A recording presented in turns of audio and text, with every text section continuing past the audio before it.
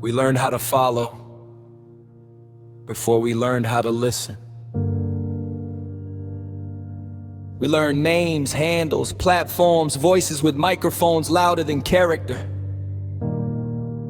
And we said that one speaks for God because the crowd leaned in when they talked.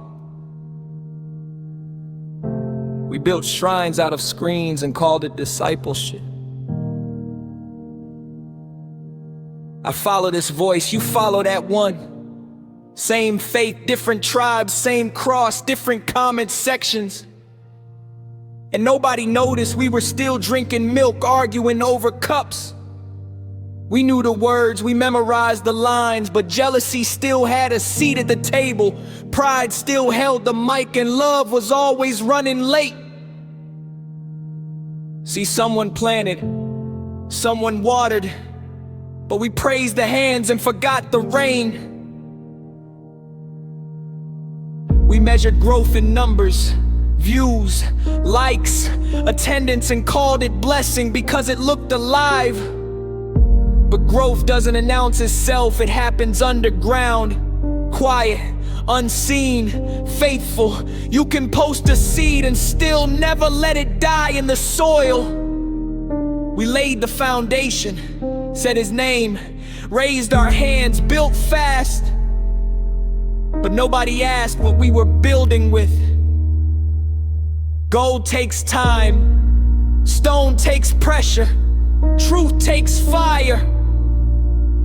Some of us built with applause, some with aesthetics, some with borrowed conviction and edited holiness. And when heat comes, not followers, not affirmations, but fire.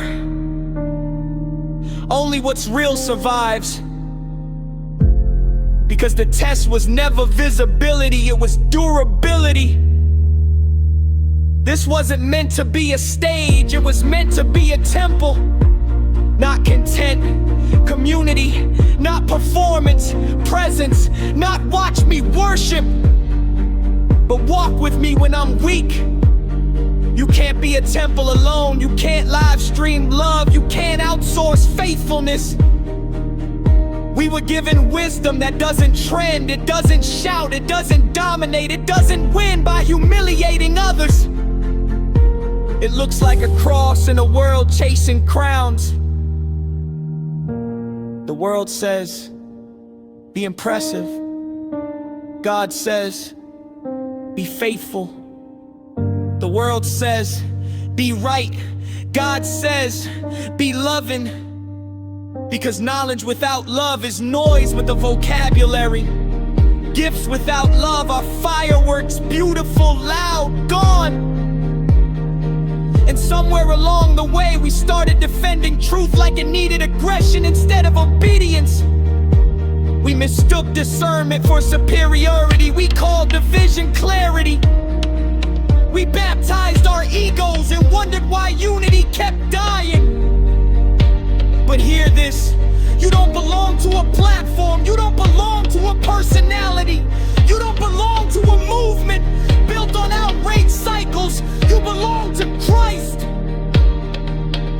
And when you know that, really know that, you stop competing, you stop posturing, you stop building altars to people who were only meant to plant seeds.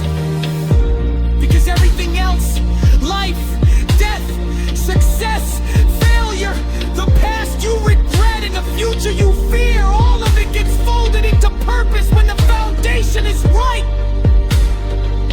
So build slow, build deep, build with love that won't crack when no one's watching. Let your faith outgrow your feed, let your character outlast your influence, let your life preach when your voice is quiet. Because trends fade, platforms fall, fire comes. And only what's built on Christ will still be standing when the noise finally burns away.